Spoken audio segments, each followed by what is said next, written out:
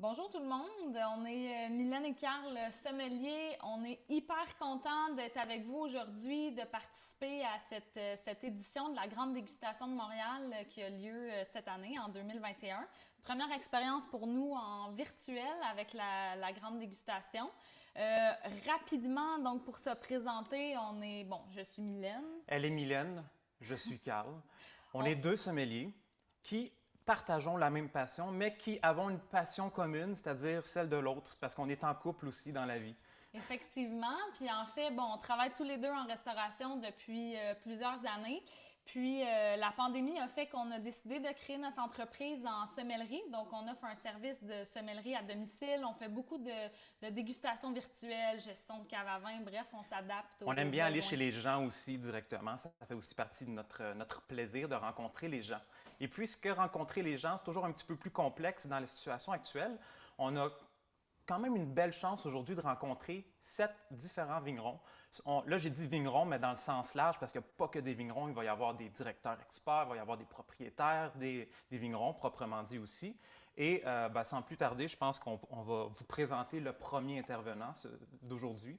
Et c'est d'ailleurs sur votre gamme de vins que vous avez aujourd'hui, c'est le blanc. Donc, comment dire, c'est On l'heure de commence, l'apéro. c'est l'heure de l'apéro. C'est On bon. commence classique. On commence notre voyage en France. On s'en va dans la magnifique région du Val-de-Loire.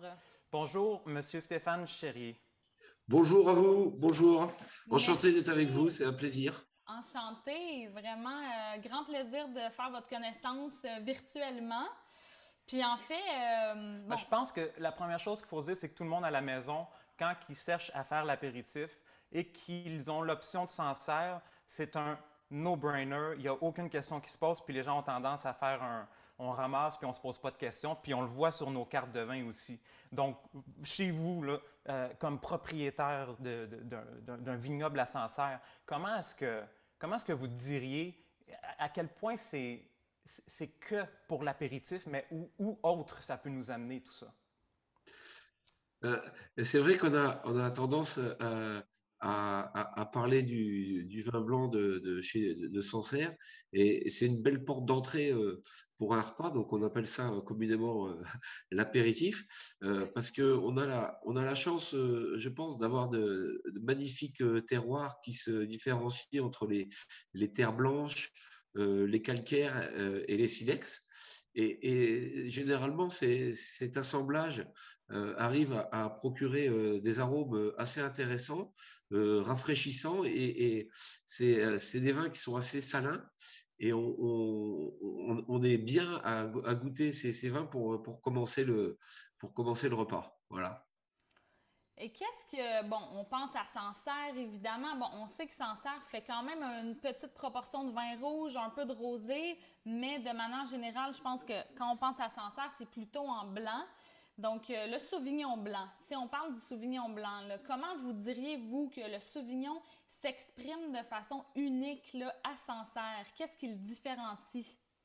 Mais je crois que au-delà du cépage qui est mondialement connu, on a la chance d'avoir une multitude de terroirs et de sous-terroirs. Et je crois que l'objectif de notre métier, il fait partie de regarder ce qui se passe. Alors, on fait effectivement la cuvée d'assemblage, comme vous êtes en train de déguster sur le 2019, mais on s'aperçoit également que chaque parcelle a son identité. Et je crois que c'est ce qui fait la force de Sancerre, comme vous pouvez peut-être le constater en dégustant de plus en plus de vins issus de lieux-dits, et qui peuvent également être servis pendant tout le repas. Mais c'est vrai que l'assemblage des différents terroirs fait que le Sauvignon est un peu. On a la chance d'avoir le Sauvignon qui sublime à Sancerre. Mais vous qui êtes averti et qui avez envie de déguster plein de choses, on a aussi un petit.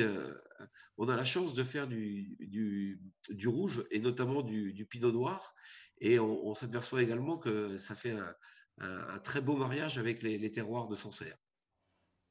Génial, et c'est très très beau, hein, Hmm. vraiment très frais, très expressif au nez. Il y a une mention qui est importante aussi à dire. Peut-être que des fois, les gens peuvent partir sur la confusion quand on parle d'assemblage, parce qu'effectivement, on a souvent tendance à associer assemblage à un assemblage de variétés, de différents cépages, alors qu'ici, on parlait réellement d'assemblage de terroirs. C'est Donc, ça ça. peut sembler très, très geek, mais c'est intéressant, je pense, de savoir que la maturation est très différente d'un terroir à un autre. Et quand vous parlez de cette cuvée qui est celle d'assemblage, déjà, je me demande combien d'hectares vous avez, puis la cuvée d'assemblage, est-ce qu'elle a ces 3 terroirs-là? Alors, sur le domaine, on est une propriété familiale depuis 5 générations. On a la chance d'avoir 14 hectares en propriété. Donc, sur les 14, on a 11 hectares qui sont dédiés au blanc, le reste pour faire du rouge. Et quand on parle effectivement de terroir, sur le domaine Paul Cherrier, on est essentiellement sur des calcaires qu'on appelle les caillottes. Voilà. Donc, et ensuite, ça représente à peu près 60%, et on a 30% d'argile, ce qu'on appelle communément les terres blanches. Donc, c'est des terres qui sont plus profondes. Et nous, le silex représente que 10%. Donc, on a vraiment une majorité de calcaire et de terre blanche qui sont vinifiées séparément. Il y a eu un élevage sur lit pendant presque 12 mois là, sur le millésime 2019. On s'est également aperçu que finalement, avec, avec les ventes moindres, eh ben, on a élevé les vins plus longtemps, et on le savait, mais là, c'est confirmé que finalement, un élevage sur lit, il est performant quand c'est élevé terroir par terroir, quoi. D'ailleurs, Est-ce- ben, en fait, je- vas-y. Ouais, OK. Non, j'allais dire, est-ce que c'est le premier millésime où vous laissez le vin élevé sur les lits un petit peu plus longtemps? Alors, généralement, moi, j'ai toujours aimé élever les vins sur lit un minimum de 6 mois.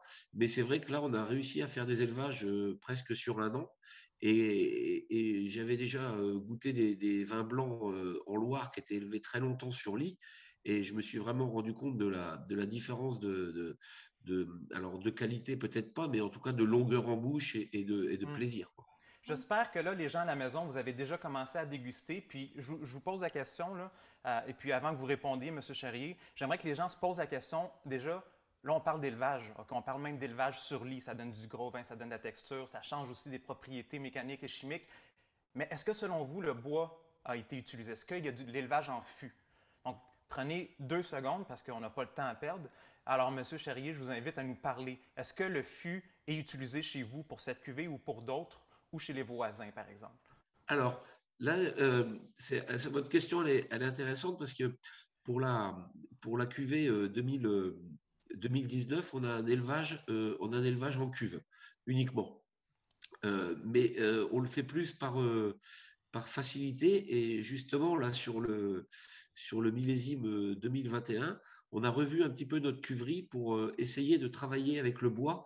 Par contre, sur des très grands contenants. Enfin, quand je dis grands contenants, c'est 15, 20 et 30 hectolitres. Parce que justement, avec les cuvées, avec les lieux-dits élevés en bois, on s'est aperçu qu'on redonnait de la longe dans les vins, même de la fraîcheur, sans forcément avoir des notes trop boisées. Parce que, comme vous le savez, le Sauvignon, c'est des vins qui sont relativement parfumés. C'est pas la peine de les atténuer avec le bois type barrique, tire 225 ou 228 litres. Mais par contre, avec des confrères qui le font déjà depuis longtemps, je me suis aperçu que des élevages en bois redonnent du temps, permettent d'élever les vins aussi plus longtemps, et on peut les boire aussi dans le temps, c'est souvent intéressant. C'est ce que j'aime bien. Je pense qu'on a des capacités de vieillissement qui sont très intéressantes sur les vins blancs à Sancerre. Parlant de vieillissement, c'est pas quelque chose qui nous vient, je pense, de se dire on va acheter un Sancerre, on va le garder de côté pendant longtemps. C'est vrai, mais la garde justement, là, qu'est-ce que, disons sur ce Sancerre-ci, là, sur 2019, ce serait quoi sa durée de vie Alors, optimale? c'est vrai que on les aime bien, surtout l'assemblage, on les aime bien au début, puisqu'il y a quand même côté salin avec des belles fraîcheurs. Mais moi, vous faire rapidement un petit historique du vieillissement, je suis repassé aux vendanges manuelles sur le millésime 2013, qui était un millésime assez compliqué, hein. On n'a pas eu que des facilités. C'est un millésime qui était un petit peu éteint au début, pas très aromatique, pas très expressif. Et sur la cuvée que j'avais faite en 2013, élevée dans une cuve bois de 15 hectolitres, aujourd'hui, c'est des vins qui sont vraiment très intéressants à déguster. Et notamment, si un jour vous passez à Sancerre, c'est avec grand plaisir que je vous ferai déguster à tous nos amis québécois les vins de 2013. C'est un millésime qui me parle beaucoup. Bien, vous avez à la maison une invitation formelle de la part du propriétaire de M. Cherrier. Donc, c'est le moment d'acheter vos billets d'avion. Et puis, ben, écoutez, M. Cherrier, ça nous a fait un grand plaisir. Ça a été très, très, très rapide, mais je pense qu'on a de quoi se mettre sous la dent. On a aussi l'opportunité d'avoir un petit peu plus qu'est-ce autre que l'apéritif est capable de faire le Sancerre, mais surtout de voir la gentillesse des gens qui sont derrière de telles bouteilles. Oui, vraiment, merci beaucoup. Merci de votre temps. C'est moi qui vous remercie et Oui, puis merci. belle dégustation. On poursuit notre voyage en France. On s'en va dans la magnifique région des Côtes d'Auvergne. Personnellement, je suis très excitée de retourner visiter cette région-là. J'ai déjà eu la chance d'effectuer un stage vinicole dans cette magnifique région. Donc, sans plus tarder, on accueille Madame Léa Desprats. Bonjour Mylène, bonjour Karl. Comment allez-vous? Très bien, vous aussi? Excellent. Très bien. Merci d'être avec nous. On est très, très enchantés de faire votre connaissance. Eh bien, moi de même. Alors, je ne savais pas en plus, Mylène, que vous connaissiez l'Auvergne et que vous étiez déjà venue chez nous. Je suis très contente. Oui, vous connaissiez notre jolie région viticole. Absolument. J'ai fait des belles découvertes gustatives. Puis je pense que c'est une région qui gagne à être connue, définitivement. Une région qui est encore peut-être pas hyper bien connue ici au Québec en termes de vin. Surtout parce que le Gamay a un peu la palme d'or dans son Beaujolais. Et c'est un peu cette avenue-là qu'on voudrait regarder avec vous. Vous, donc, comme directrice commerciale de la maison Saint-Verny, comment est-ce que vous aimez présenter le Gamay si on a à le comparer avec le Beaujolais lorsqu'il vient de la Côte d'Auvergne? Mais écoutez, c'est une excellente question. Il y a deux grandes réponses à votre question. La première, c'est que le domaine d'Esprat Saint-Verny est donc dans le vignoble des Côtes d'Auvergne, qui est à côté de Clermont-Ferrand. Donc, c'est vraiment le centre de la France, dans le Grand Massif central. Et en fait, une des particularités de nos vins, Gamay et autres cépages confondus, c'est qu'on est sur un terroir volcanique, ce qui est en soi quelque chose d'unique et relativement rare, puisqu'on compte une dizaine de vignobles dans le monde qui sont assis sur des terroirs volcaniques. Et on a même la chance, nous, en plus d'être sur des terroirs volcaniques, d'avoir 4 types de sols volcaniques différents. Donc, on peut avoir du basalte, de la pozzolane, de la pépérite et de la pierre ponce. Donc, on s'amuse énormément avec nos terroirs, qui apportent énormément de choses, on va dire, sur l'aspect gustatif ou visuel de nos vins.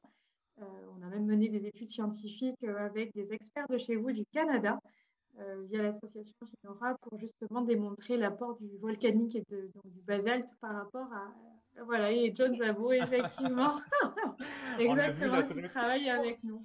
Pour ceux là, à la maison, si jamais vous avez un intérêt ou un petit côté geek en vous sur les sols volcaniques, je vous recommande vraiment ce livre-là qui est super bien fait, puis il est fait vraiment par un passionné là, de sols volcaniques. Exactement, donc, et qui vient nous rendre visite régulièrement et qu'avec un peu de chance, on aura aussi début novembre avec nous pour la remise des résultats officiels de Vinora qui explique exactement ce qu'apporte un vin volcanique, enfin l'apport du volcanisme sur les vins par rapport à des vins qui sont sur sol non volcanique. Donc, il y a le rapport qui est publié officiellement le 8 novembre. Voilà. Bon, je ne veux pas prendre d'avance sur la publication de ça qui a été publié le 8 novembre.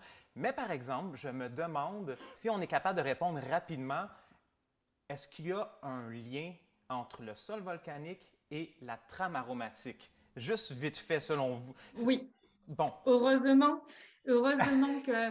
Alors, effectivement, c'était aussi pour démonter tout argument qui aurait pu être uniquement marketing ou commercial, ce qui aurait pu être aussi une question qu'on se pose en se disant, oui, c'est vrai qu'on est sur des volcans, on est sur la chaîne des Puys, qui est une grande chaîne de 80 volcans, qui est classée au patrimoine mondial de l'UNESCO, et on aurait pu aussi tout simplement se dire, voilà, c'est un joli paysage, on profite de ça pour faire valoir les vins volcaniques, mais non.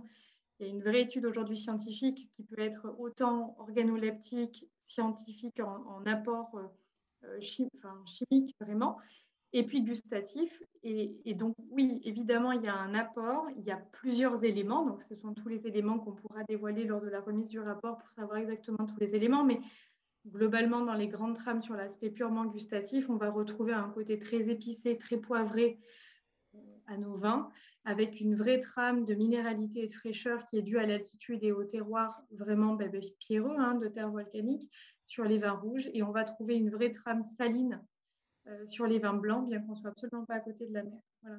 Et alors pour nos gamay, c'était aussi la deuxième partie de ma réponse que je voulais vous donner à part. Donc on a vraiment cette signature volcanique qui est le vin volcanique d'Auvergne avec une vraie trame épicée sur nos vins. Mais également, on a le gamay d'Auvergne. Donc c'est un gamay qui est endémique de la région Auvergne, qui n'a rien à voir, c'est peut-être un peu fort, mais en tout cas qui n'est pas du tout de la même variété que le Beaujolais. Et donc, on ne va pas du tout rechercher ni les mêmes propriétés, ni même le même aspect gustatif que dans le Beaujolais. C'est un gamay à part entière qui vient d'Auvergne.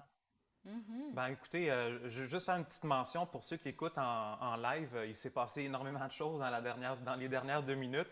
À retenir peut-être que les gens ne savent pas nécessairement qu'il existe plusieurs types disons, sous-catégories d'une même variété de cépage, comme c'est le cas plus généralement avec je pense que les gens vont penser à Sangiovese.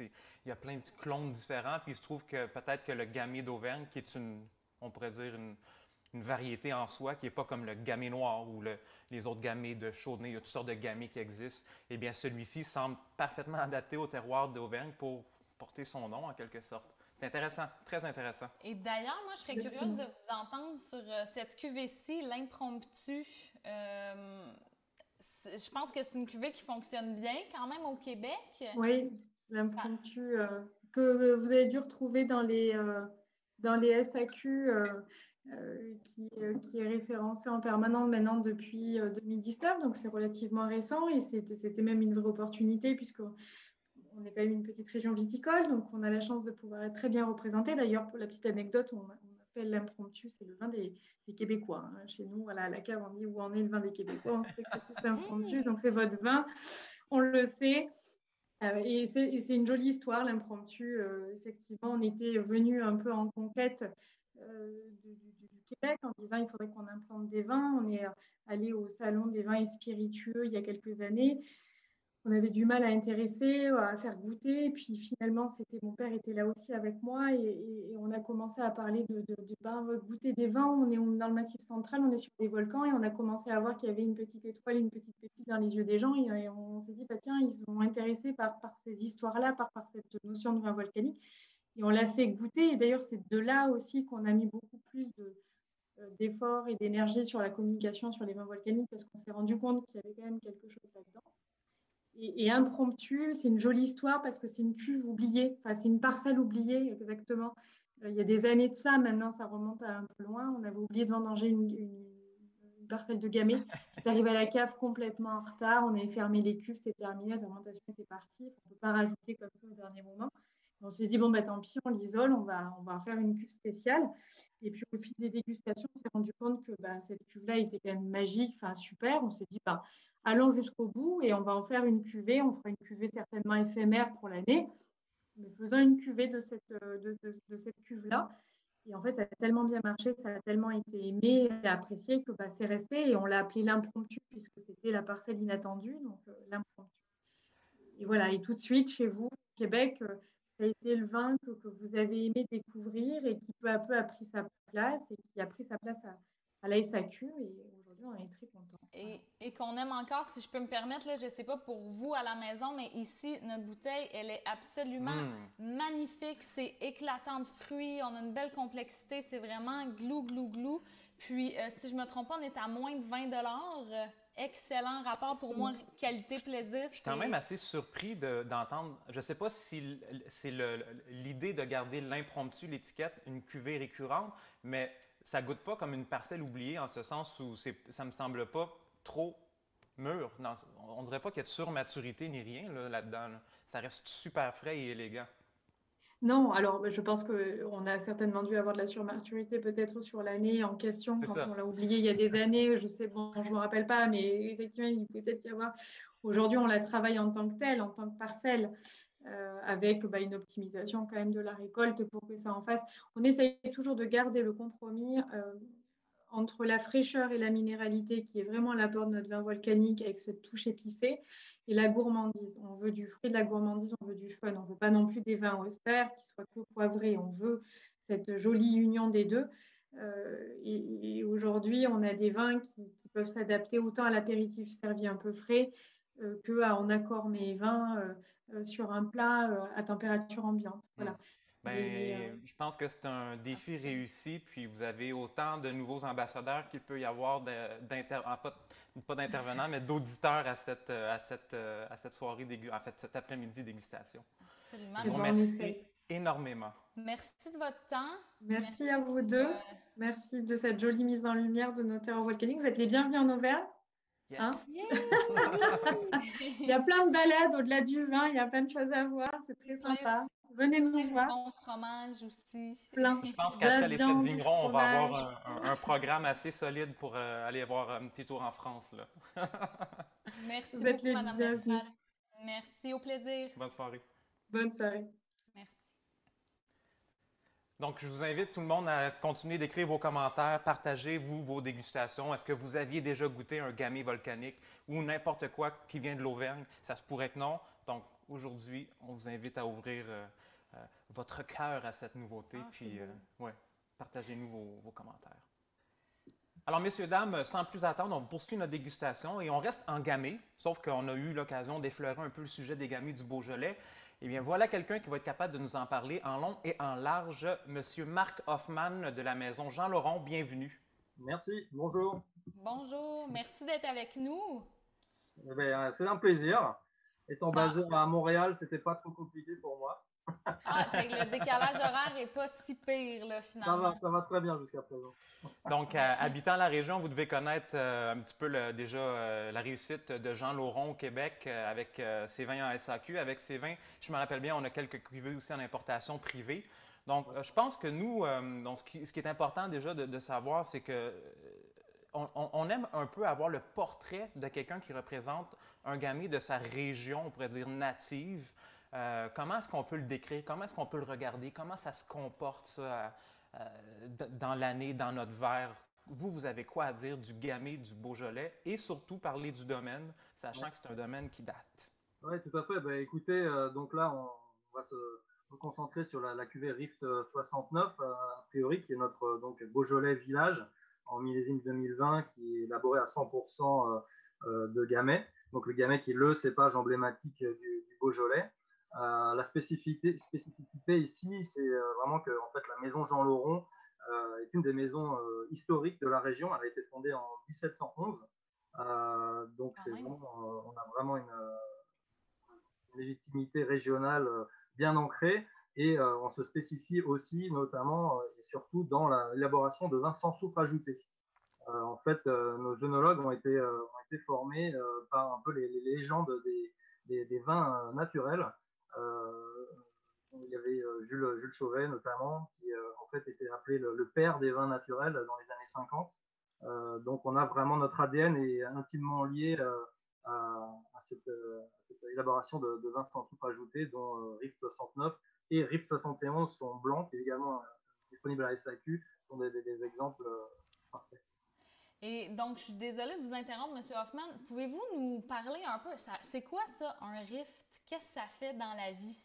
Oui, alors rift, en fait, effectivement, c'est un clin d'œil à la formation géologique où sont plantées nos vignes. Parce qu'en fait, la région du Beaujolais est très vallonnée.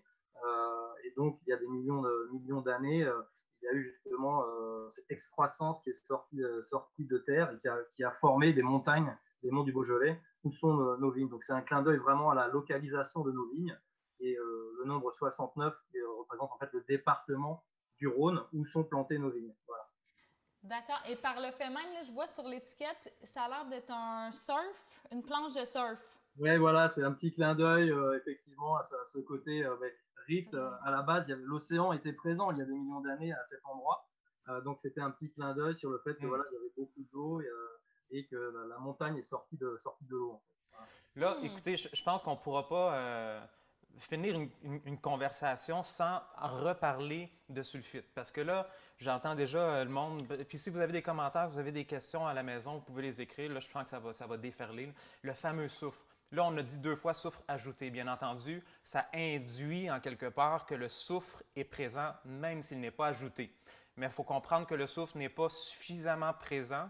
Quand je dis suffisamment, c'est pour ceux qui veulent protéger whatever de ce qui pourrait arriver. Mais parlez-moi un peu de ça. Le soufre, quand on ne l'utilise plus, c'est quoi les options d'un vigneron? Mais en fait, c'est ça. Démêlez tout ça pour nous, s'il vous plaît. Comme vous l'avez dit, effectivement, le soufre vient naturellement sur le raisin. Il existe, il est présent.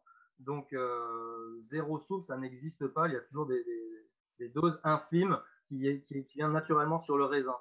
Après, effectivement, dans la vinification traditionnelle, on va dire, on peut rajouter du soufre artificiellement au niveau de la vinification, puis au niveau de la mise en bouteille, pour justement protéger le vin, notamment dans le contexte de transport. S'il doit faire le tour de la planète, voilà, le soufre peut aider à protéger le vin. Nous, notre démarche, justement, c'est de limiter cette utilisation le plus possible, donc de ne pas en rajouter, mais ça demande d'être très, très méticuleux du processus de vendange à la vinification jusqu'à la mise en bouteille. Donc, nos équipes, on va dire, vraiment surveillent nos vins comme des bébés. Donc, ça demande un gros investissement en temps et de surveillance. Alors, il faut être très précis dans ce contexte. Et selon vous, M. Hoffman, ça serait quoi la différence là, marquante au nez? Disons que je sens un vin qui n'a pas de soufre ajouté et je sens la même cuvée où on a eu un petit peu de soufre qui a été ajouté avant la mise en bouteille. Qu'est-ce que je pourrais constater dans le verre? On dira que ces vins sans soufre ajouté ou nature, hein, comme on a l'habitude d'utiliser maintenant, ce sont des vins qui sont plus vivants. Ils vivent dans la bouteille et effectivement, de temps en temps, on peut trouver ce petit phénomène de réduction à l'ouverture de la bouteille. Donc nous, par exemple, si vous êtes équipé en carafe, on recommande de pourquoi pas, si on ressent un peu ce côté nez fermé du vin, de le carafer quelques minutes avant de le servir. Voilà, donc ça c'est une des possibilités, mais ça fait aussi que le vin dans le verre, effectivement, il va être explosif. Il va être sur le fruit, ça va être très aromatique, c'est des vins de plaisir instantané qui parfois peuvent être un petit peu, on va dire, cachés lorsque le soufre est plus présent. Est-ce qu'on pourrait dire que le soufre a tendance en surutilisation, disons-le comme ça, là, a tendance à bleacher le vin dans son arôme ou parce que c'est intéressant à quel point les gens sont polarisés parfois entre le vin nature, en quelque part le vin nature qui se remarque ou celui qui ne l'est pas du tout ou pas assez. Ouais. Donc, fait, le soufre, s'il est intelligé, je suis en train d'inventer des mots, utilisé intelligemment, voulais-je dire? Intelligé, on va dire ça.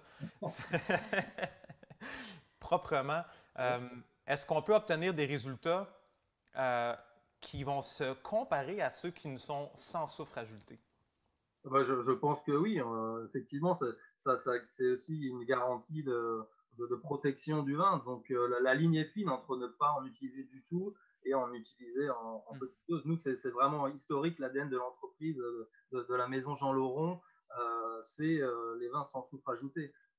Comme je vous disais, hein, Jules Chauvet, qui est le père des vins naturels, qui a formé toutes nos équipes au fil des années, était le précurseur dès les années 50. Donc, c'est une philosophie, chaque vigneron fait comme il veut, mais effectivement, lorsqu'on rajoute un peu de soufre, on prend moins de risques, quoi, on va dire.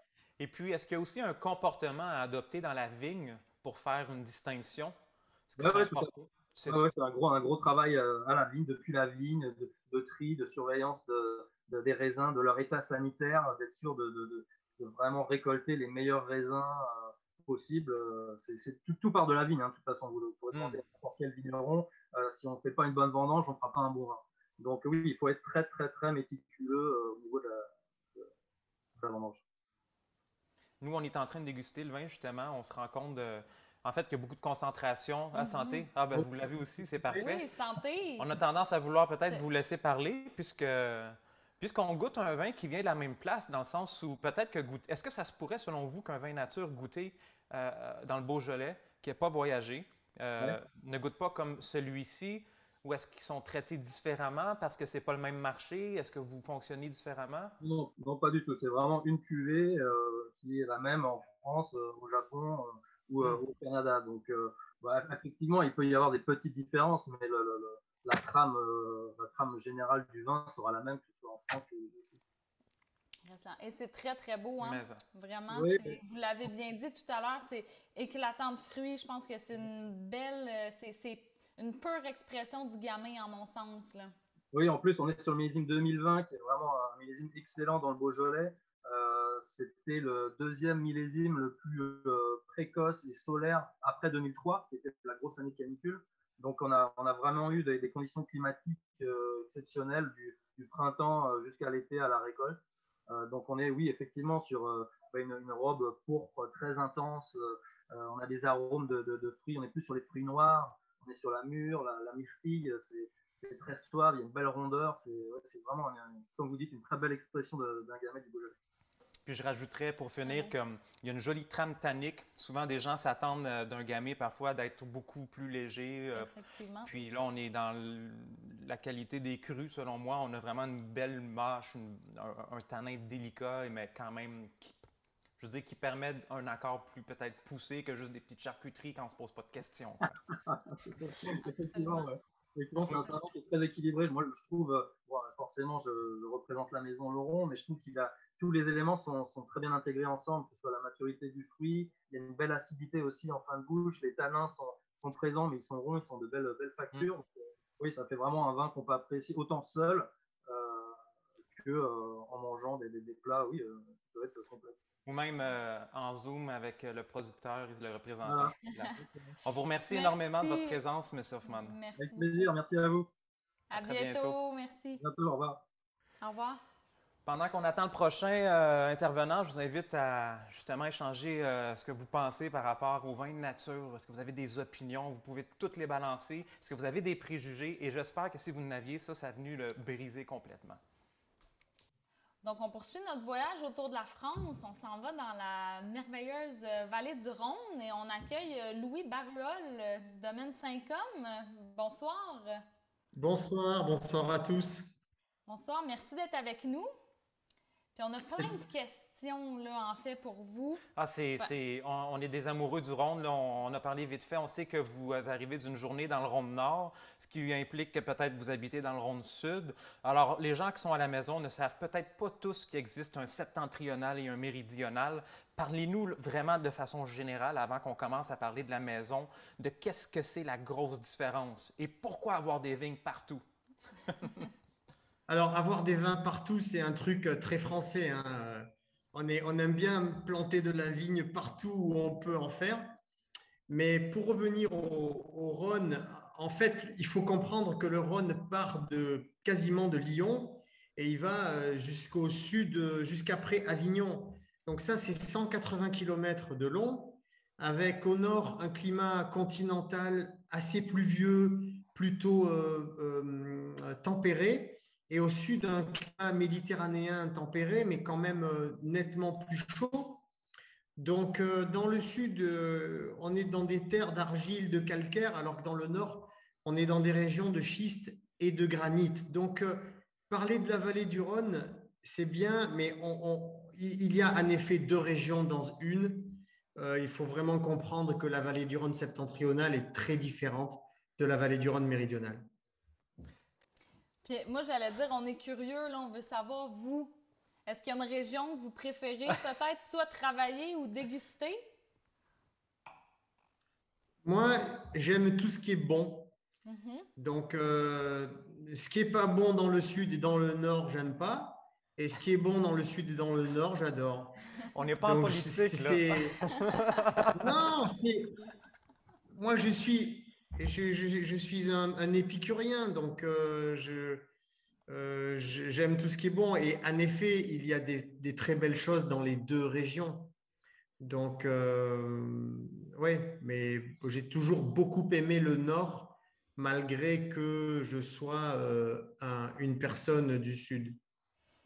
D'accord. Et justement, si on parle de la cuvée là, qu'on déguste actuellement, Little James Basket Press, là, J'ai on a envie. vu...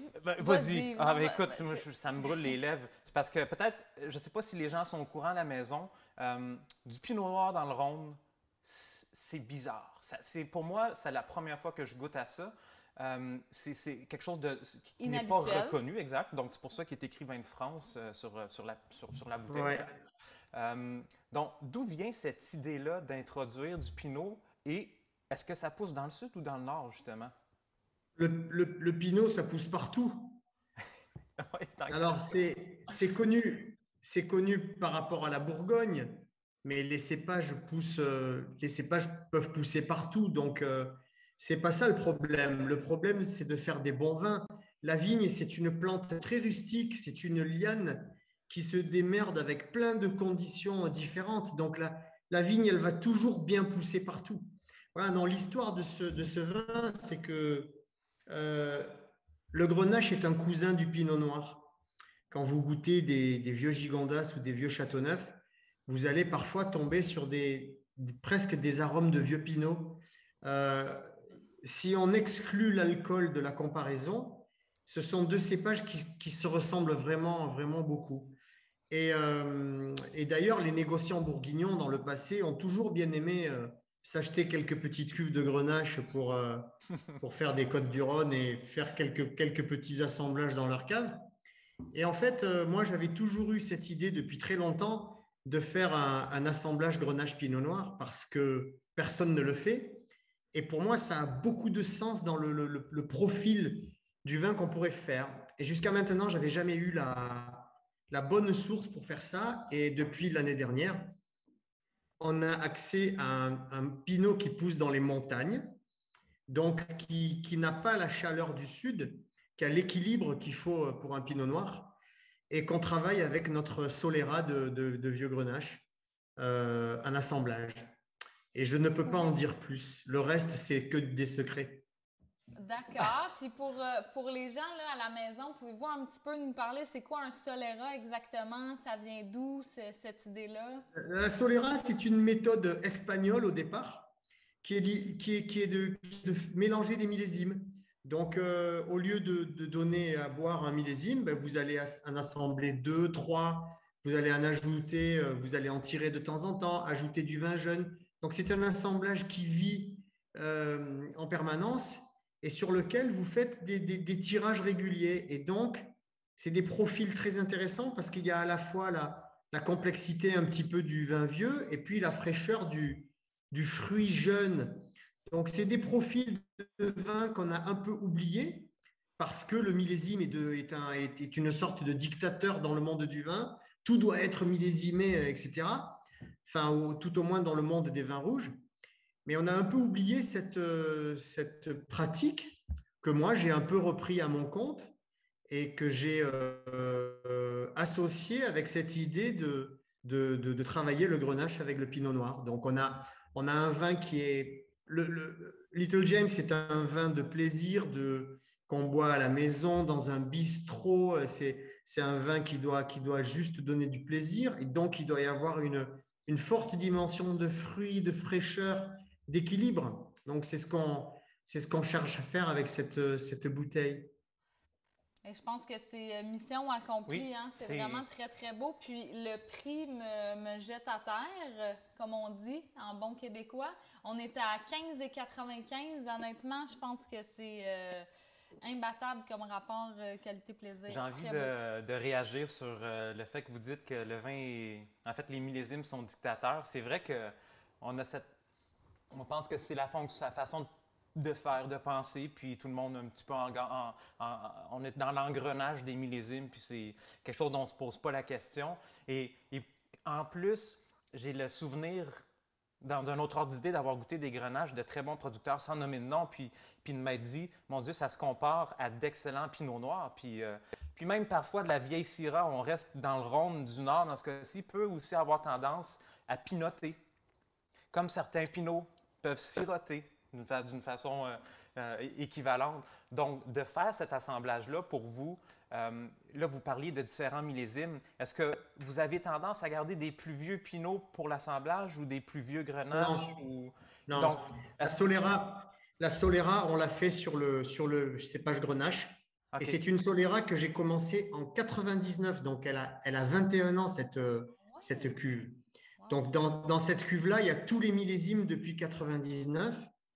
Mais sur le pinot, on prend vraiment le pinot de l'année sur le petit fruit rouge et la fraîcheur et on vient l'assembler avec une partie de la Solera de Grenache.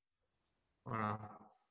Mais vous savez, il y a une très grande région dans laquelle personne ne se pose la question du millésime, c'est la Champagne. En Champagne, il y a très très peu de vins millésimés et ça ne pose de problème à personne. Donc tout ça, c'est très psychologique. Oui. Oui, je pense qu'il y a comme une question de culture ou de rattaché à ça, effectivement. Bien sûr. Pour un grand vin de Gigondas, je ne ferai pas ça parce que je pense que le millésime en grand vin rouge, c'est une donnée fondamentale. Mais pour un joli petit vin de plaisir comme ça, pourquoi se mettre des barrières? Il n'y a aucune raison. Absolument. Et en gros, la production de Saint-Côme, en proportion du nord et sud en quantité produite, qu'est-ce qui domine? Parce qu'on sait qu'il y a je pense que vous avez du côte-rôti, vous avez des Saint-Joseph, tout ça. Alors, en volume, le nord représente peut-être 7 ou 8% du total de ce qu'on fait. Ah yes, OK. Parce qu'en fait, la vallée du Rhône septentrionale, ce sont des vignobles de petites propriétés rurales. C'est tout petit, le nord. Hermitage, ça fait 100 hectares. Cornas, ça fait 80 hectares. Une appellation, c'est tout petit. Donc, on ne parle pas du tout des mêmes volumes. Dans le sud du Rhône est une grande région de grands vignobles de surface. Donc, ça ne se rassemble pas beaucoup, à vrai dire. Bien, écoutez, monsieur, en fait, on parle un peu à une vedette aussi parce qu'il apparaît notamment dans les Gouttes de Dieu comme un des principaux apôtres, si je me rappelle bien. Je pense que c'est le domaine Saint-Côme, si je me rappelle. Ouais. Je l'ai vu apparaître en quelque part là-dedans. Je ne sais pas si c'était votre idée, mais c'était bien. Non, un jour, j'ai découvert mon vin dans les Gouttes de Dieu. C'est vraiment comme ça que ça s'est passé. Wow! C'est excellent. Wow. Mais en tout cas, moi, je salue l'originalité, la créativité derrière ce vin-là. Je trouve que c'est très, très beau. Vraiment, c'est une très belle découverte de mon côté. Et je voudrais ajouter, c'est un vin qui s'adresse tout spécialement aux jeunes. Parce que on ne peut pas s'adresser à des jeunes avec des vins qui sont à des prix très élevés. Et je pense que les vins qui sont abordables, ils doivent être quand même très bons. Il n'y a aucune raison qu'un vin à un prix abordable soit de qualité moyenne. Je refuse cette idée parce que pour amener les jeunes vers le vin et partager avec eux le plaisir du vin et tout ce que ça peut apporter comme réjouissance, ça commence par des bouteilles comme ça.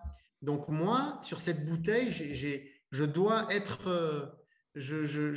bon, je dois proposer quelque chose qui marque l'esprit. En espérant que cette dernière affirmation fasse écho sur beaucoup de producteurs, parce que nous, comme sommeliers, c'est également notre raison d'être, de trouver de très, très beaux produits qui n'ont pas été pris par l'inflation, disons.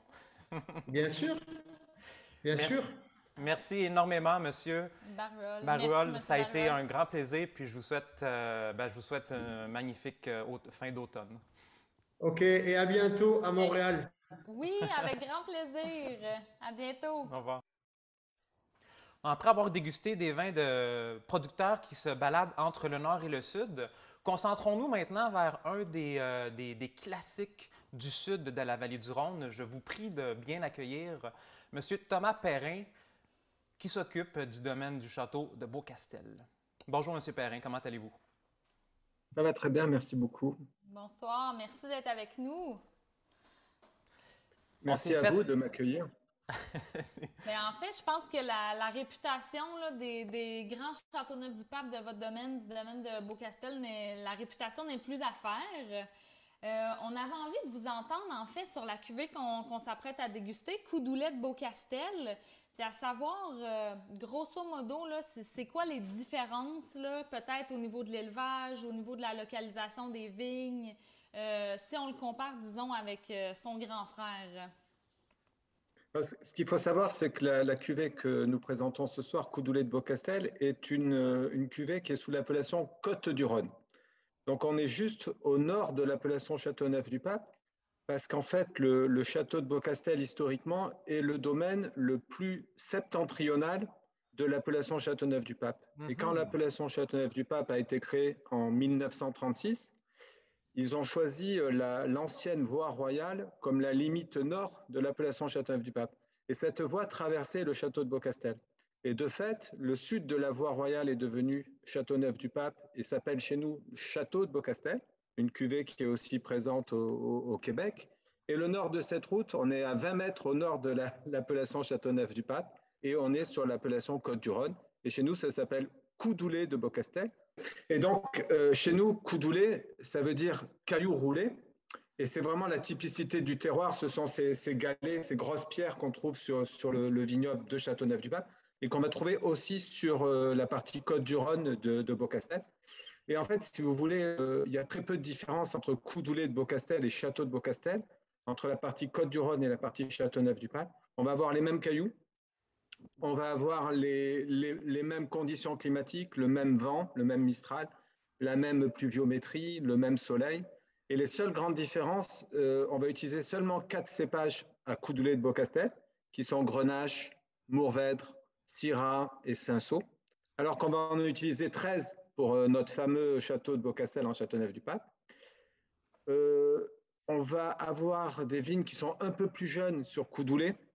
On parle d'une vigne en moyenne d'âge qui a 40 ans, à comparer avec les 65 ans de moyenne à Châteauneuf-du-Pape. Et le vignoble, le terroir, on va trouver un peu moins de cailloux en profondeur. On va trouver à peu près 50 cm de ces galets dont on vient de parler, alors que sur la partie Châteauneuf-du-Pape, on va trouver à peu près 1 mètre de galets. Voilà les principales différences. Après, en termes de vinification, elles sont strictement identiques pour les deux vins. C'est-à-dire vinification manuelle, c'est une obligation de l'appellation. On n'a pas l'autre choix. Cépage par cépage, c'est très important. On va chercher la maturité parfaite de chaque cépage.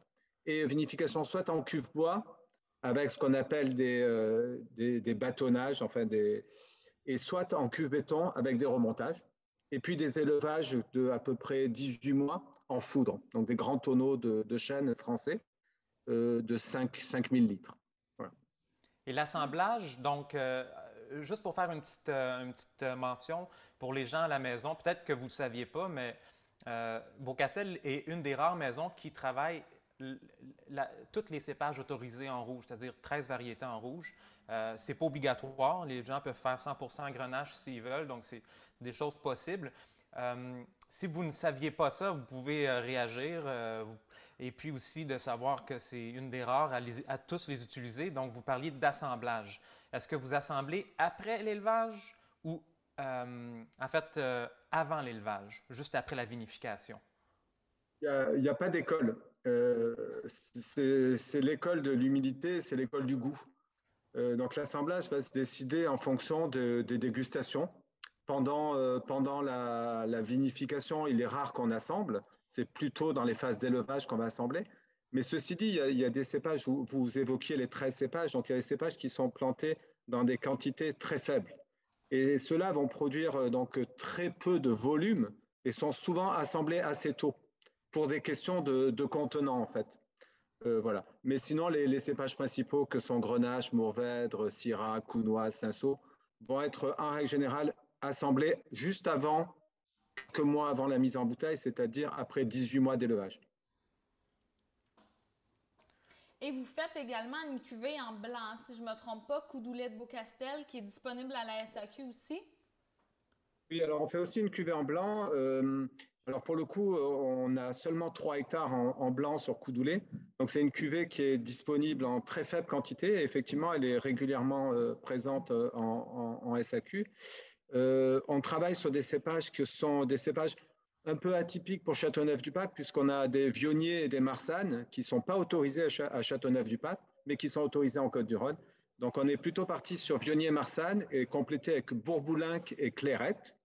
Alors que sur Châteauneuf-du-Pape, on fait aussi des vins blancs à Château de Beaucastel, où on utilise essentiellement un cépage qui s'appelle la Roussanne, qui est un cépage qui va donner la capacité de vieillissement et la colonne vertébrale des vins blancs de Châteauneuf-du-Pape. Pour quelqu'un à la maison qui a décidé de garder son Côte-Doulet, combien de temps vous lui suggérez de patienter pour le rouge? Oui, pour le rouge, du coup. Là. Sur 2018. Alors, ça va dépendre des millésimes. Là, on est sur le millésime 2018. Alors, 2018 est caractérisé par un millésime assez frais. Donc, ce n'est pas forcément un millésime qui va être de très longue garde. C'est un millésime qu'on va prendre plaisir à boire plutôt jeune. Donc là, je vais conseiller dans les 5 à 7 ans. Un millésime, pour ceux qui ont pu en conserver un petit peu, comme un millésime comme le millésime 2016, qui est un millésime exceptionnel, on est sur des gardes qui peuvent être beaucoup plus longues et on peut aller sur des 10 à 15 ans. Sans aucun souci, on a vraiment cette complexité et cette capacité de vieillissement qu'on retrouve dans les vins de Châteauneuf-du-Pape et dans le château de Beaucastel, qu'on peut appliquer à Coudoulet de Beaucastel. Donc 10-15 ans sur les grands millésimes, il n'y a aucun problème. Et puis si on parlait du grand Châteauneuf, du grand frère, parce que s'il y a quelque chose que les gens ont à la maison ou reçoivent en cadeau ou ont tendance à vouloir donner, souvent ça fait partie des appellations. Est-ce que un Châteauneuf, ça passe toujours très bien, très bien. Donc, après la garde, est-ce qu'on a tendance à vouloir garder du Châteauneuf aussi longtemps qu'on le ferait avec d'autres rouges d'autres régions, par exemple? Après, alors Châteauneuf-du-Pape, comme vous le disiez tout à l'heure, il y a 13 cépages. Et on a le choix de faire l'assemblage que l'on souhaite. C'est-à-dire qu'on peut utiliser tous les 13 cépages, c'est la tradition de Châteauneuf-du-Pape. On peut en utiliser un seul. C'est pas mal aujourd'hui la mode, l'utilisation de majorité de Grenache, par exemple. C'est ce qu'on va retrouver la plupart du temps à Châteauneuf-du-Pape aujourd'hui. Est-ce que c'est pas le Mourvèdre qui domine dans vos Châteauneuf chez vous? C'est effectivement le Mourvèdre qui domine, et c'est le Mourvèdre historiquement qui a été planté par notre grand-père Jacques, qui donne cette colonne vertébrale la colonne vertébrale de nos vins, et qui donne surtout sa capacité de vieillissement. Et ce Mourvèdre, on le connaît, c'est le même Mourvèdre qu'on trouve dans les appellations comme Bandol. Et c'est le Mourvèdre qui permet aux vins de Châteauneuf de pouvoir être conservés pendant 20 à 25 ans, qui donne vraiment la capacité de vieillissement des vins de Châteauneuf-du-Pape. Écoutez, merci beaucoup, M. Perrin. Ça a été très, très instructif. Absolument. On sent qu'il y a plusieurs générations on pourrait dire, d'accumuler de connaissances et d'échanges à travers ce que vous dites. Puis ça rend la dégustation d'autant plus posée et intéressante. Il y a cinq générations et j'espère bientôt une 6e. Je vous la souhaite. On vous le souhaite. Vraiment, merci pour votre temps. On vous souhaite une très belle Merci à vous. Merci beaucoup et bonne dégustation de Montréal. Merci Excellent. beaucoup. À bientôt. Alors pour les gens à la maison, je ne sais pas si ça vous tente de commenter, de voir quel Châteauneuf avez-vous dans votre cellier, parce que je suis sûr que vous en avez tous un. Pourriez dire lequel et surtout quel millésime peut-être. Ça va dans Bordeaux, ça fait une petite intro Bordeaux. On s'en va-tu à Bordeaux? On s'en va-tu à Bordeaux? On s'en va à Bordeaux. Ah, on s'en va à Bordeaux. On part à Bordeaux. Okay. On s'en va dans les côtes de Bordeaux. On est très heureux de vous accueillir, Monsieur Stéphane Dupuche. Bonsoir. Merci d'être avec nous ce soir. Puis, en fait, on s'en va dans le Bordelais, sur l'appellation. On est sur Côte de Bordeaux. Essayons de démêler un peu l'auditoire et nous-mêmes, je dirais, par rapport à, avant de commencer à parler du vin du domaine, Côte de Bordeaux versus Bordeaux supérieur, versus Pauillac. Qu'est-ce que ça veut dire tout ça, là? Côte de Bordeaux, historiquement, c'était les bordures des fleuves, et notamment là où nous situons, sont sur les qui longent la Garonne, donc la partie sud de Bordeaux. Mais vous retrouvez des côtes aussi. Donc la signification des côtes, généralement, ce sont des petites montagnes qui ont des terroirs un peu particuliers. Et souvent des terroirs un peu argilo-calcaires. Donc vous avez Bordeaux qui est l'appellation générique qui représente l'ensemble de la région. Bordeaux supérieur qui peut être produit aussi dans toute la région de Bordeaux. Et Côte de Bordeaux. Donc là, on est déjà sur une identification régionale. Et là, on est sur la zone de Cadillac, donc qui est sur les bords de la Garonne. Merci de cette précision. Donc, à Cadillac, on est dans le secteur plus au sud, on est dans un secteur qui s'appelle. Est-ce qu'on peut l'apparenter? Admettons qu'on regarde Bordeaux d'une façon générale. On a la rive gauche avec le Médoc, on a les Graves un petit peu plus au sud. Après, il y a le Merlot dans le secteur du Libournais. Est-ce qu'on pourrait se comparer à l'une de ces grandes régions? Alors, on est défini sur la rive droite de Bordeaux. Généralement, quand on parle de la rive droite, c'est par rapport à la Garonne. Et là, on est plutôt dans la région de l'Entre-deux-Mers, en fait. Donc, Entre-deux-Mers, c'est entre les deux rivières, entre les deux fleuves, que sont la Dordogne, qui sont aux côtés de Saint-Émilion, et la Garonne au sud. Et donc là, nous sommes plutôt sur la partie sud, et on considère généralement qu'on est sur la rive droite de Bordeaux par rapport à rive gauche. Parfait. Donc, pour les gens à la maison, si vous êtes du genre à déjà vous définir une personnalité de plus de type rive gauche ou rive droite, vous pouvez nous en témoigner sur le chat et réagir. Là, nous, on s'en va plus côté rive droite. Et pour ceux qui le savent, la rive droite, c'est connu surtout pour tout ce qui est Pomerol et Saint-Émilion. Quand on goûte un Bordeaux de chez vous, quand on goûte un Merlot de chez vous, ben là, on a un assemblage majoritaire à Merlot. C'est donc tout le monde là à la maison. 72% Alors, de Merlot. Quelle différence s'attend dans le verre d'un Merlot de chez vous versus Saint-Émilion, par exemple? On est sur des terroirs assez similaires. Hein. On est sur des terroirs argilo-calcaires qui représentent la majorité de la rive droite, d'où notre plantation majoritairement aussi en Merlot. C'est un cépage qui mûrit très très bien sur les terroirs argilo-calcaires. Nous, ce qu'on va chercher un peu, ce sont des équilibres un peu plus de fraîcheur, et cet apport du Cabernet Sauvignon va nous donner ces caractéristiques un peu épicées. On va être sur des caractères plutôt de plaisir, très enlevés, avec des tanins très souples, plutôt que sur des choses un peu plus massives, avec des potentiels de garde un peu plus élevés. On est vraiment sur un vin de partage, facile à déguster sur la jeunesse, avec vraiment ce caractère du merlot, qui sont des caractères de fruits rouges très ronds. Là, on voit sur l'étiquette, là, il y a la mention vieille vigne. On sait que c'est pas en France, bon, il n'y a pas de côté légal pour utiliser cette mention-là. Pouvez-vous nous dire, vous, ça fait référence à quoi au domaine? Alors, chez Tacré, moi, je suis la 5e génération à exploiter, à être vigneron. Donc, c'est un tout petit domaine familial qui était auparavant Expan. Et on a la chance d'avoir un vignoble qui bénéficie de très vieilles vignes, donc des vignes qui ont été plantées avant 1956, avant les grosses périodes de gel. Il y a eu un très gros gel d'hiver en 1956 en France. Et on bénéficie encore de parcelles de très vieilles vignes. Alors chez nous, ce qui rentre dans notre assemblage de vieilles vignes, c'est les parcelles qui ont plus de 25 ans. C'est très facile à trouver. Enfin, c'est très facile, c'est relatif. Des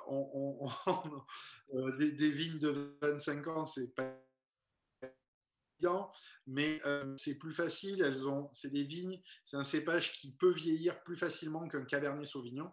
Un Cabernet Sauvignon, malheureusement, a des problèmes de maladie du bois, et après 30-35 ans, c'est très difficile de les conserver. Et j'ai eu la chance d'avoir un grand-père et un père qui ont conservé, parce que c'est réellement un patrimoine, et on s'en sert un peu, je dirais, de bibliothèque familiale, puisque on va de temps en temps piocher dans ces vieilles parcelles pour les bouturer et pour les replanter. C'est ce qu'on appelle de la sélection massale, et on va les replanter à côté, et on va conserver, si vous voulez, un peu cet ADN atypique. Je me permets une petite intervention pour les gens qui se demandent de quoi qui se passe ici à soir, là. Juste pour être précis, c'est que les gens, on ne se rend pas compte à quel point les vignerons passent du temps à replanter le vignoble. Mais ce n'est pas tout le monde qui font, comme monsieur expliquait, la sélection massale. La sélection massale, c'est comme le linge que tu portes, tu le couds toi-même. C'est un peu ça. Dans le sens où, au lieu d'aller acheter des vignes où est-ce qu'il y a une connexion qui se fait avec un clone, bref, c'est quand même assez complexe, mais en gros, c'est comme si toute la job était faite par les mêmes personnes et c'est exactement ce qu'ils sont en train de nous dire. Et puis, on s'attend des fois à Bordeaux qu'on est sur des plus gros domaines, alors que là, on est vraiment dans le travail d'artisan. Exactement. C'est gros comment chez vous? Alors, c'est tout petit, hein, c'est une toute petite entreprise familiale. Alors, en superficie, ça fait une 60aine d'hectares qu'on fait entièrement nous-mêmes et de manière très artisanale. D'ailleurs, quand on me demande de me définir, souvent je dis que je suis un artisan vigneron parce qu'on fait tout nous-mêmes, de la taille de la vigne jusqu'aux assemblages de vin, jusqu'à la mise en bouteille. Et même jusqu'à la vente, puisqu'on continue encore à vendre beaucoup directement. Donc voilà, on est vraiment des artisans. C'est des domaines qui sont un domaine 60 hectares. Pour la région, c'est quelque chose d'assez petit. Bordeaux, contrairement à la Bourgogne, on est souvent sur des domaines un peu plus grands. Mais ça reste très modeste, surtout dans la région où on est. Très modeste, mais pas sans intérêt parce que sincèrement, et puis moi je pense que je ne suis pas le seul à penser ça, mais Bordeaux reste toujours un peu dans les premières idées pour garder des vins sur une longue période. Écoutez, il nous reste 30 secondes, mais j'aimerais ça qu'en 30 secondes, vous nous parliez un petit peu de ce vin-ci. Est-ce que ça touchait un petit peu au bois pour apporter cette caractéristique je n'irais pas jusqu'à dire animal, mais cette espèce d'ambiance d'automne, de nature morte qu'on connaît de Bordeaux, qui est super bien exprimée ici. Ça vient de où? Est-ce que le bois est utilisé, tout ça, donc en, mettons, 35 secondes? Sur cette cuvée-ci, là, sur 2018. C'est très rapide. J'aime bien la définition de automne parce que je le définis souvent comme un vin automnal. Alors, en élevage, on a des élevages sous bois. C'est un peu particulier. On est toujours un peu différent. Nous, on n'utilise pas la traditionnelle barrique bordelaise qui fait 225 litres. Nous utilisons des barriques un peu plus grosses qui font 400 litres. Ce qui permet vraiment d'avoir un côté très atténué au niveau du bois. On est beaucoup plus sur un caractère qui est fondu et qui est beaucoup plus réduit. En tout cas, dans ce que j'aime faire, c'est vraiment cet équilibre entre le fruit et l'apport boisé qui est vraiment très très léger. Et on ne travaille qu'avec des chênes français, donc qui vont être très peu impactants sur nos élevages. Donc, c'est vraiment l'idée vraiment de travailler avec ces barriques un peu plus grosses, c'est d'avoir les caractères un peu d'oxydation, c'est-à-dire d'élevage, mais assez peu finalement le caractère boisé. Bien, chapeau. C'est vraiment très beau. Merci beaucoup. Goûter autant de bonheur pour 20,05 $. C'est pas tous les jours qu'on trouve ça à Bordeaux. À Bordeaux, effectivement. Buvez Bordeaux autrement. Il n'y a pas juste les grosses maisons classées. Merci pour tout, monsieur Dupuche. Merci de votre temps. Puis, on vous souhaite une très belle fin de soirée. On vous dit à très bientôt. Magnifique. Alors, on poursuit notre voyage à Bordeaux. Nous, on voyage pour pas cher aujourd'hui. Donc, on s'en va. On accueille, en fait, merci d'être avec nous. Donc, Nathalie et Morgane, bonsoir. Bonsoir. Bonsoir. Donc, du domaine Clarendelle, ce soir, on déguste Bordeaux 2015. Domaine de Clarendelle. Déjà, on va mettre en perspective le domaine de Clarendelle sous la bannière Clarence-Dion. Pouvez-vous nous parler un petit peu de pourquoi vous êtes aussi important à Bordeaux? Alors, moi, je vais vous expliquer rapidement la marque Clarendelle et d'où nous venons. Donc, en fait, la marque Clarendelle a été créée par le prince Robert de Luxembourg en l'honneur de Clarence Dillon, qui était son arrière-grand-père, qui a acheté Aubryon, le château Aubryon, le premier grand cru classé des Graves, en 1935. Aujourd'hui, Clarendelle, c'est un vin qui est un membre à part entière dans la famille des vins domaines Clarence-Dillon. Les domaines Clarence-Dillon, c'est Château Aubryon, Château Mission Aubryon et Château Quintus à Saint-Émilion. Et donc en fait, l'idée de Clarendelle, la marque qui a été lancée en 2005, notre propriétaire, le prince du Luxembourg, lorsqu'il vivait à Londres, il n'avait pas de place pour avoir une cave et il ne disposait pas forcément d'un budget qui lui permettait d'acquérir des grands crus classés de Bordeaux. Donc lui, il aimait particulièrement la région de Bordeaux parce qu'il il était attaché, il avait été largement influencé par ses séjours réguliers au château Aubryon et il recherchait un vin d'assemblage qui avait un petit peu vieilli en bouteille. Donc, c'est comme ça qu'il est arrivé à l'idée de créer Clarendelle.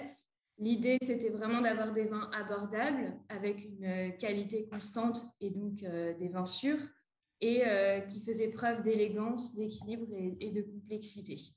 Donc, Clarendelle, premier millésime 2002 qui a été mis sur le marché en 2005. Donc, un petit peu en décalé. Aujourd'hui, vous buvez du 2015. Pareil, un petit peu en décalé parce que nous, on aime vraiment proposer des vins qui sont prêts à boire, que les clients n'ont pas besoin de faire vieillir dans leur cave. Je vais rebondir là-dessus parce que c'est exact. Vous m'enlevez les mots de la bouche. C'était une intervention qui est intéressante parce que si je ne me trompe pas, c'est le plus vieux millésime de tout ce qu'on a goûté aujourd'hui. C'est une des raisons aussi pourquoi on termine avec ça. Les gens comprendront. De décider de vendre un vin arrivé à maturité, c'est une philosophie qui est pas très bordelaise parce qu'il existe les primeurs, ce qui est complètement l'inverse. Les gens vont vendre le vin avant même qu'il soit fait. Donc, c'est quand même assez spécial quand on pense à cette démarche-là. Pour les gens qui sont à la maison, est-ce qu'il y a une différence dans le fait de faire voyager un vin qui a déjà vieilli en bouteille? Est-ce que ça vieillit plus longtemps dans des barriques? Comment vous vous y êtes pris? Et à quoi s'attendre de différent d'un vin avec un petit peu plus d'âge? Alors, moi, je peux répondre. Le vieillissement, l'élevage des vins en barrique et le vieillissement en barrique permet d'élever les vins beaucoup plus rapidement parce que vous avez un contenant qui est plus important et une oxydation ménagée qui est plus importante dans les barriques. Donc, effectivement, ça vieillit beaucoup plus vite.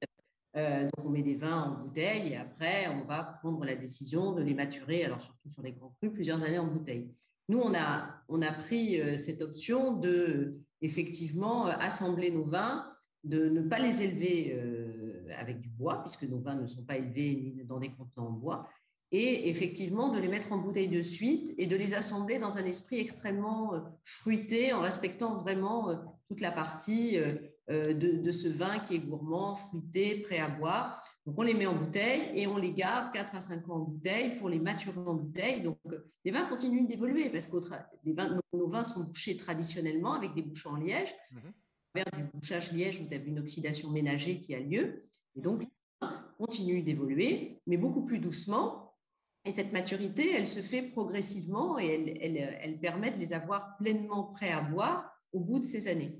Donc, on les goûte régulièrement. Hein, c'est un travail que l'on fait sur tous nos millésimes. Tous les ans, on goûte et on voit leur évolution et on sait apprécier aussi qualitativement comment ils évoluent. Très intéressant. Oui, vraiment. Je suggère aux gens à la maison de comparer les deux derniers vins, si jamais il en reste de l'autre, pour la couleur, juste pour voir à quel point le côté un peu plus orangé peut transparaître sur, en fait, les reflets du vin comme tel. Là, si vous vous installez derrière une surface blanche, vous le voyez tout de suite. Donc, c'est un bel indice d'évolution. Puis encore, il était question de nature morte juste un petit peu avant. Là, je trouve qu'on a vraiment ce...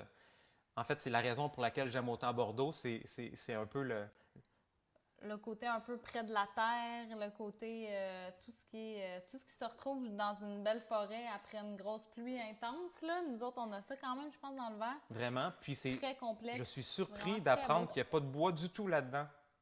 Non, c'est un millésime qui n'est pas... Enfin, notre choix est de ne pas boiser les vins.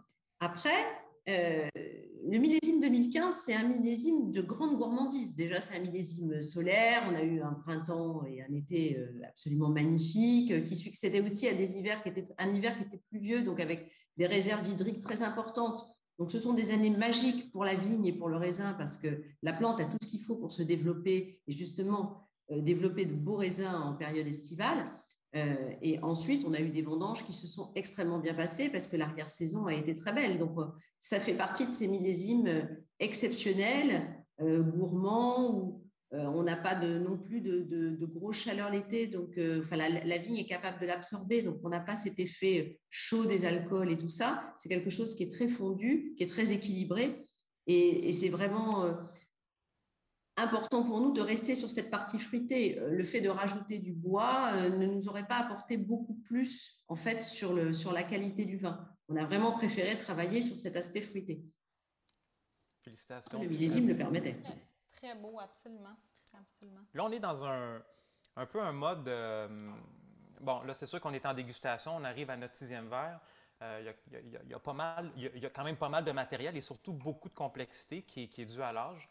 Puis moi, je me serais clairement fourvoyé dans une dégustation à l'aveugle. J'aurais certainement pensé que dans un style un peu plus classique, il y aurait eu de l'élevage en fût. Il y a de la structure. Puis là, pourtant, on est dans une majorité de merlot. Est-ce que c'est le fait d'un millésime solaire? Est-ce que c'est le fait de... Je ne sais pas exactement où poussent les vignes. Tantôt, on était dans le secteur de Cadillac. Là, sachant qu'on est en appellation Bordeaux, est-ce qu'on a un peu une indication des vignes où est-ce qu'elles ont été récoltées pour comprendre cette structure assez impressionnante pour un vin sans bois comme ça? Alors, Clarendelle, c'est un vin d'assemblage. Et un assemblage, ça se construit comme un puzzle. Alors, donc, Clarendelle, c'est vrai, hein, parce que... c'est exactement ça. Donc, il faut essayer, quand on travaille un assemblage sur une famille de vins comme celle-ci, on essaye chaque année de récupérer en fait un petit peu l'antériorité qu'on a eue sur les millésimes précédents et un peu cette façon de travailler, d'assembler. On retrouve toujours un peu cette patte maison. Donc, on essaye avec des pièces différentes parce que chaque année, même si on travaille avec un cœur de viticulteurs qui nous accompagne tout le temps, chaque année, le millésime est différent, la saison est différente, donc les vins ne s'expriment pas spécialement de la même façon. Donc, on essaye de construire le puzzle avec des proportions différentes. C'est un travail qui est très intéressant à faire. Alors, moi, j'ai la grande chance de travailler avec les œnologues de domaine Clarence-Dillon, hein, avec M. Delmas et M. Masclé, qui travaillent pour moi et qui sont mes partenaires depuis 15 ans sur Clarendelle.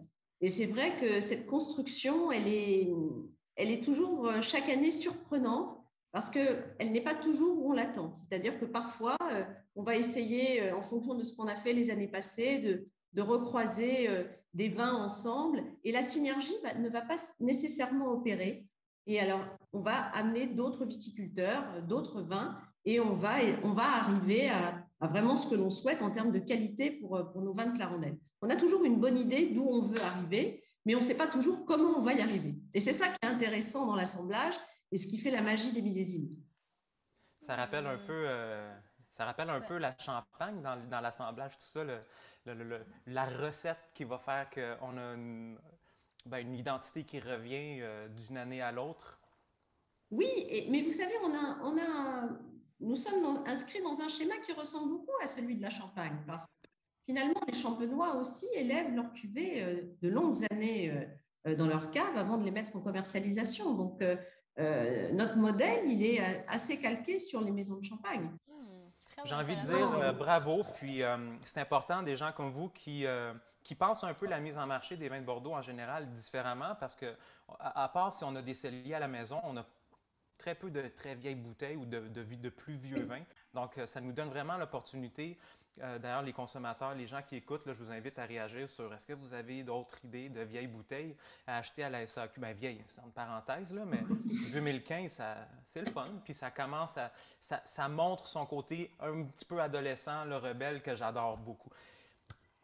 Morgane, Nathalie. Merci beaucoup. Merci à vous. Merci à vous. Intéressant, une belle dégustation. Merci beaucoup. Beau travail et à très bientôt, j'espère.